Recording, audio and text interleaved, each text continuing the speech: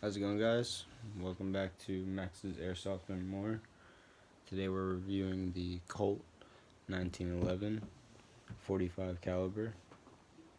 This is a government issue and licensed replica airsoft gun. It is full gas blowback and full metal, including the magazine, which has a CO2 cartridge that you can place right inside this barrel right here and tighten down with this Allen key.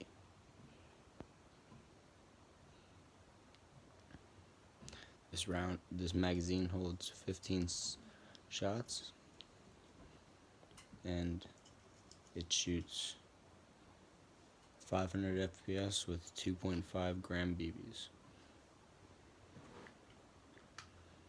The gun is a replica 1911, so it has all the 1911 safety features like the ambidextrous safety on either side. Also has the safety grip guard, so you cannot shoot unless this is held down. It is, like I said, full blowback, so the side slide does rack all the way back and has a locking mechanism such as a real 1911. I purchased these grips at Bass Pro, local Bass Pro. They're about 50 bucks. The gun itself was about $109 off of Airsoft and More. I do recommend them. They're a pretty good and reputable airsoft supplying company. Some modifications I've done to this gun are obviously the grip itself, the white sights. They were originally red, but I did not like that, so I made them white. They're a little easier to see. It does have all the government model and all the markings. So serial number, made in Taiwan. And this is the railgun model, full size.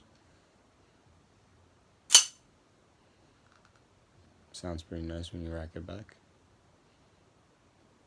Like I said, this is a safety, so if you do not have your hand all the way on the grip or you're all off the grip, it will not let you pull the trigger, but if you're on the grip, it will.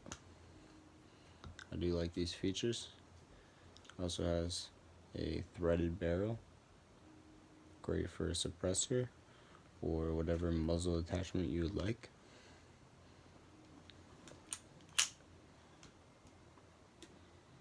You are easily able to take this off like a regular 1911.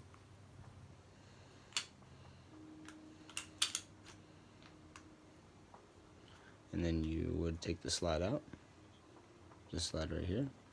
The barrel comes out, and then it disassembles and reassembles, such as a regular 1911 disassembles and reassembles. Thank you guys, and like, comment, and subscribe. Trying to get my channel up and running, so anything is a big help. Have a good one.